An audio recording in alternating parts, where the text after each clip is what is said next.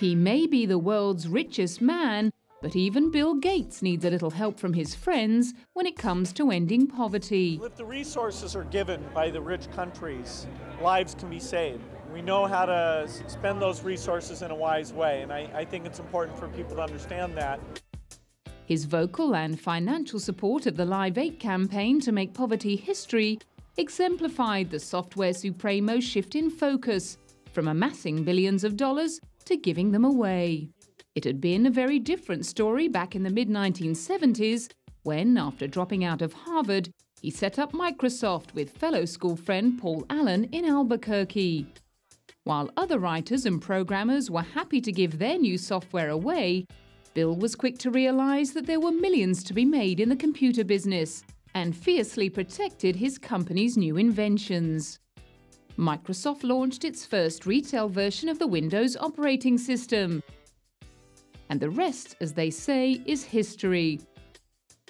As Microsoft grew and grew, so did Bill's reputation as a hard-nosed businessman, who would regularly berate his own managers by calling their presentations stupid and suggesting they leave and join the Peace Corps. By 1994, Microsoft was doing well enough for him to afford to splash out more than $30 million on Leonardo da Vinci's Leicester Codex, a 72-page manuscript detailing the painter's theories on various natural phenomena. People I always admired most growing up were scientists, and to me there's no scientist and artist, but certainly an incredible scientist who is greater or more ahead of his time than Leonardo da Vinci. And his singular work in so many areas is really unbelievable. And this particular codex is a really excellent example of that. With a reported IQ of 170, Bill was also clearly ahead of his time, and he was on a mission to turn the whole world onto computers that would just happen to run on Windows. He took his crusade to France. An increasing percentage of jobs will require familiarity and comfort with technology, and there's a lot of jobs being created in the software area and jobs in other places where those skills count. So I'd encourage people to use the computer at a young age, and it's simply a tool to increase their potential. He also took his message to New Delhi. This morning I gave a certificate to our 1,000th Microsoft Certified Professional. That's up from just a few hundred a year ago, and by the end of the year we'll have, we hope, over 10,000. So that's just an amazing increase, and in fact will move India up to be the second highest number of Microsoft certified professionals in the world, and maybe given another year it'll even get past where the United States is. Once he'd conquered India, it was on to China to tackle the revenue-wrecking problem of software piracy.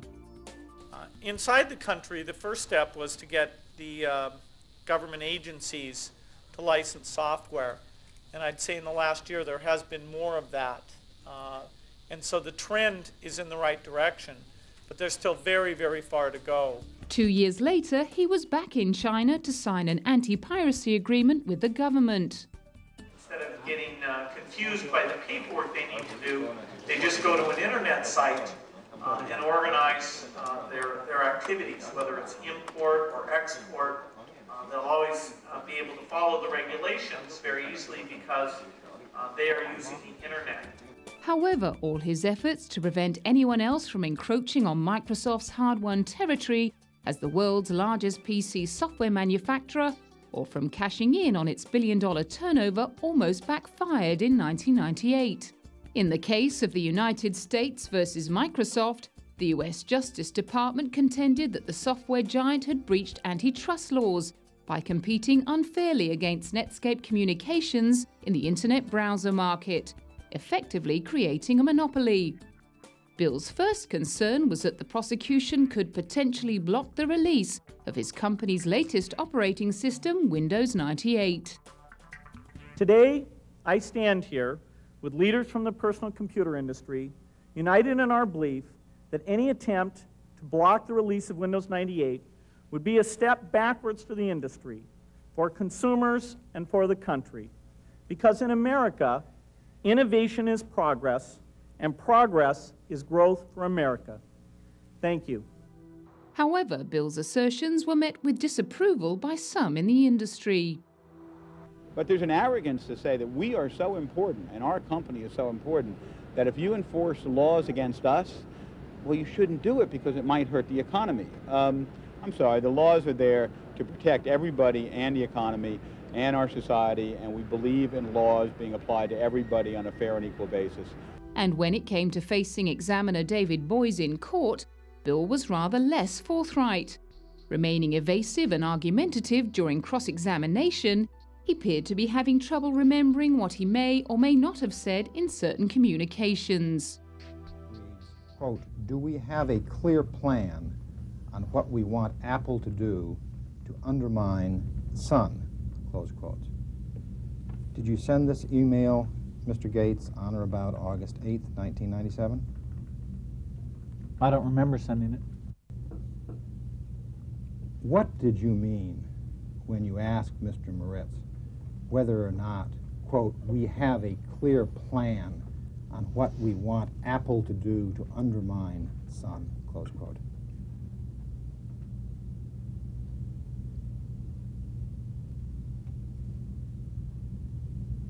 I don't remember. Far from hurting Microsoft's case, spokesman Mark Murray was confident that the Justice Department would lose. The government may think that this videotape will distract people from the weaknesses in their case, but the fact is that there is nothing new in the Bill Gates videotape, and the Bill Gates videotape will support Microsoft's position in this case very strongly. In fact, he was wrong. The judge ruled that Microsoft had engaged in monopolization and was in violation of the Sherman Antitrust Act. After an appeal, however, the company was spared from being broken up and was merely compelled to share its application programming interfaces with third-party companies. Effectively, it was little more than a slap on the wrist, although Bill did also cop a pie in the face from disgruntled protesters on a visit to Belgium.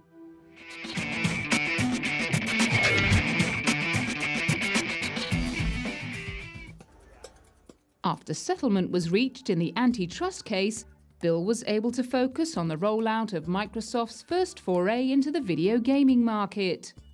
The Xbox was the first gaming console to boast its own hard disk drive and Dolby interactive content encoding technology. But 4 years later, it was consigned to the scrap heap to make way for its successor, the Xbox 360. The bigger and better version included a remote control, a headset to enable players to chat with opponents in online multiplayer games, a wireless controller, and a 20-gigabyte detachable hard drive. Ahead of the Xbox 360 release in November 2005, the rush was on. I was on the internet and I found out that some other people were coming on Friday. They were joking apparently. I thought, oh, I better get over there, so I came over here. And when I realized that they weren't coming, I was like, you know what? Doesn't matter, I'm first, and I'm gonna stay first. Of course, retail chains and store owners were just as excited about the buzz surrounding the latest gaming innovation. Well, Xbox 360 is one of the biggest things that's happened in this industry in a long time. The two big things going on in the industry are high-definition television and gaming. And this is a gaming product that fully utilizes all the advantages of high definition, plus engagement with the net. So we think it's going to be one of the most exciting products we've had to sell in years. And most fans agreed that Bill & Co. had got it right. It was totally worth the wait. Now, this is one of the most fun experiences I've ever had. And this is going to be one of the next fun experiences I've ever had. So I am super, super excited. What a day! What a weekend! Meanwhile, Bill was continuing his campaign to foster computer literacy across the planet by pledging to plow $4.5 million into Thailand's education, commercial and technology projects, much to the delight of Thailand's Prime Minister. We are pushing forward to ensure that there is a computer in every classroom and internet access at every sub-district level of the country within the next 4 years. Thailand had been the first country to broker a deal with Microsoft to sell Windows XP Starter Edition, a low-cost introduction to the Microsoft operating system. One hope was that offering cheaper software would help curb piracy, which had been a major problem in Thailand. We don't expect things to change dramatically overnight, but it always starts with the government and large companies, then the medium-sized companies, and we are seeing those positive trends. Also in his sights was the release of Windows Vista, the long-awaited update to Windows XP. 6 years in the making, it was packed with brand new features, intending to bring Windows into line with the giant leaps made in computer technology. Everything's becoming digital, and the platform that allows people to be creative and build new applications and show off new hardware advances, that's a central element that allows it all to thrive. It's definitely a platform for innovation.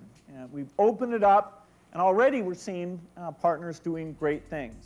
It was tagged, "The wow is now," but some experts contended that Vista's bells and whistles didn't come without some disadvantages. And the graphical user interface is really snazzy. And yet that comes at a price, meaning if you've got a brand new PC, it's probably going to look great. If you're trying to put this on a PC made 2 or more years ago, your PC may slow down incredibly. And so finding things may be offset by how come my typing's going slower and how come everything else is slower. Despite the complaints about Vista's more restrictive licensing terms, lack of compatibility with other programs, and high pricing, it went on to double XP's first month sales. And journalists were asking the question, what next for Microsoft? Well, everything we do is about software, and we love to write software, and software is going to show up in more places in your life. The phone 5 years ago was really about hardware. Now it's about software and helping you manage information. Even in the car, we're going to have software that shows you the maps and lets you stay in touch there as well. The TV set hasn't had much software, but it will as we make that, even that, an interactive environment. And so we need to make it all work together. So as you move from your car to your phone to your PC to your TV, it's customized and personalized in the way you want it. And of course, the question on everybody's lips, how long could Microsoft keep competitors like Apple and Google at bay? Well, we've always had lots of competitors. In the past, you might have brought up something like Sun or Netscape or AOL, and there are a lot of great companies in this industry. It is becoming more software-centric. That is, if you take, why is the Xbox 360 doing so well, or why are other people's things doing well? It's that software capability. And that's a bet that we made at the beginning of the company, that software would be fundamental. We're the company that does the most advanced research in software, and so we think that's going to pay off very well for us. But we love the competition. In some areas like the tablet or interactive TV, we're kind of out on our own. Other areas like search, people see that someone else has done a good job, and we can surprise them by showing that we can match and go beyond. The next job on his list was the release of a multi-touch Surface computer. When I put my fingers on, there's a camera that recognizes where I'm touching. In fact, I can touch at different places from any side of the table. And so it's actually a Windows personal computer, but with this new Surface capability.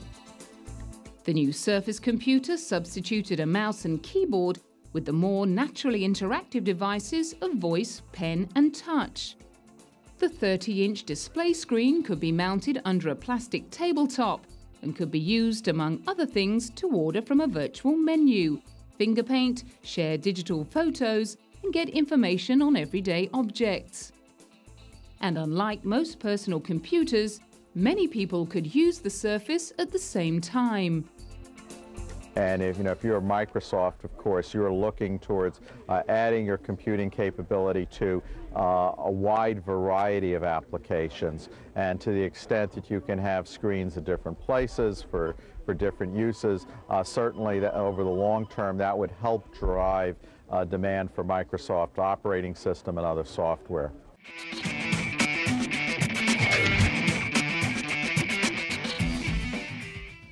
In mid-2006, the man who had spent most of the past decade on top of the world's richest list made the shock announcement that he would gradually be scaling down his responsibilities as chief software architect for Microsoft. He wanted to devote more time to his role as chairman of the Bill and Melinda Gates Foundation, the charity he set up with his wife to enhance healthcare and reduce poverty. Bill's interest in charity work had been fired by the work of John D. Rockefeller, who pioneered the structure of modern-day philanthropy, focusing his efforts on causes that were largely ignored by governments and other organizations. Back in 1998, Bill and Melinda were leading the charge to establish an immunization program for children in developing countries. I have the great pleasure in announcing that Bill and Melinda Gates have committed $100 million to a worldwide vaccine program that could save the lives of millions of children each year. The only thing standing in the way of saving millions of additional kids' lives in developing countries is ensuring an adequate supply of new vaccines. So our program has a simple goal: to make vaccines you and I take for granted available to children regardless of where they live. 4 years later, they gave another $100 million away to India in an effort to combat the spread of AIDS.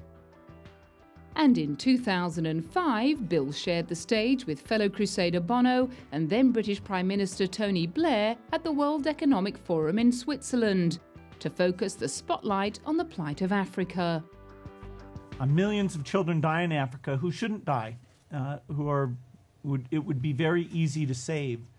And particularly in this era where we have these great advances in science, the fact that we don't apply the resources to the known cures or to coming up with even better cures is really, I think, the most scandalous issue of our time.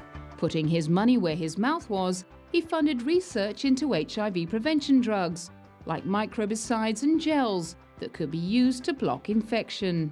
We want to call on everyone here and around the world to help speed up what we hope will be the next big breakthrough in the fight against AIDS: the discovery of a microbicide, or an oral prevention drug that can block the transmission of HIV.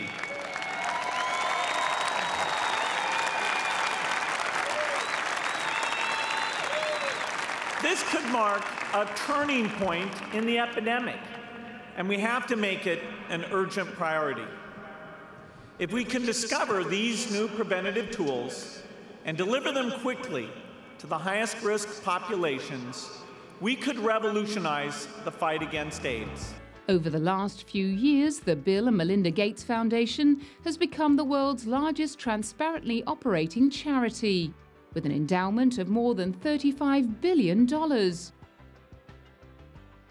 coffers received a sizable top-up when Bill's great friend and fellow contender for the world's richest title, Warren Buffett, donated shares worth $30 million to the foundation, which is split into 3 grant-making programs: Global Health, Global Development, and the US program. Finally, in early 2008, it was time to begin the final phase of his career transition. I want to talk about the fact that this is my last keynote, and it's the middle of this year in July that I'll move from being a full-time employee at Microsoft to working full-time at the foundation, as you heard. And so this will be the first time since I was 17 that I won't have my full-time Microsoft job. And I'm not really sure what that last day is going to be like.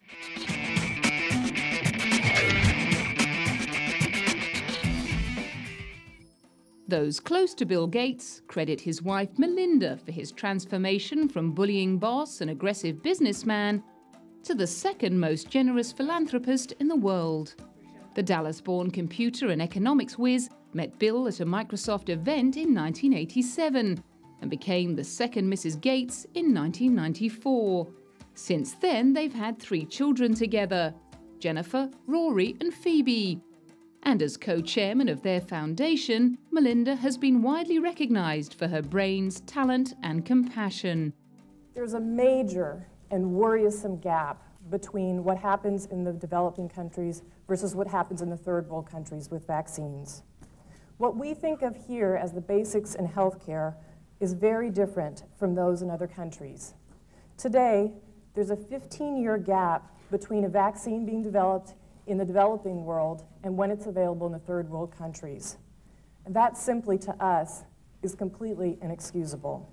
In 2005, she and Bill were named Persons of the Year by Time magazine, alongside fellow campaigner Bono.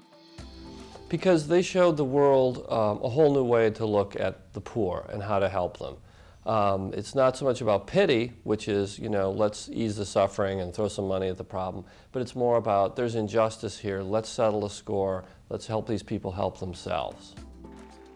Melinda's expertise in economics, together with Bill's phenomenal business acumen, have made them a formidable force in the new world of so-called philanthrocapitalism.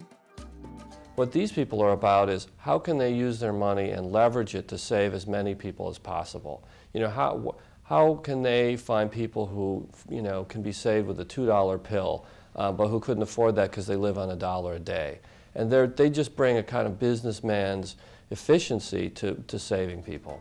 Bill has also been using his businessman's efficiency and technological vision to enlighten governments on the way of the future.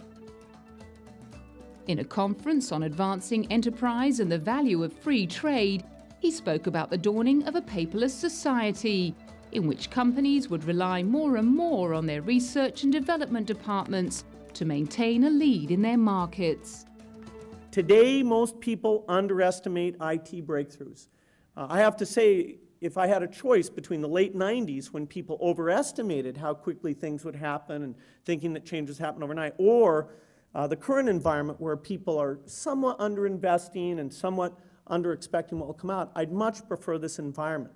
But as you do long-term planning for your companies and for the country, don't underestimate that innovation. In 2006, he came in at number 8 on the list of heroes of our time, and was recently awarded the Bauer Award for Business Leadership of the Franklin Institute for his achievements in business and for the philanthropic work he now devotes himself to full-time, while still serving as chairman of Microsoft. Well, I've been very lucky, and it's my responsibility, I feel, to take these resources of society that I've gotten and give them back in the most impactful way. And that's what's led to the creation of the foundation that my wife and I run. Kind of amazingly, my friend Warren Buffett added a substantial part of his resources to that as well. And so just like at Microsoft, the foundation has taken on very ambitious goals. We want a vaccine for tuberculosis and malaria. We want to reduce all the childhood deaths that happen in these poor countries that really isn't visible to the rich world, and the rich world hasn't put enough energy into that. And so it'll take decades to do that. It's very similar to my work at Microsoft, working with smart people, being optimistic, giving them lots of resources. And so I'm thrilled I get that chance. And that's the responsibility I have as somebody who's gotten the wealth that Microsoft generated.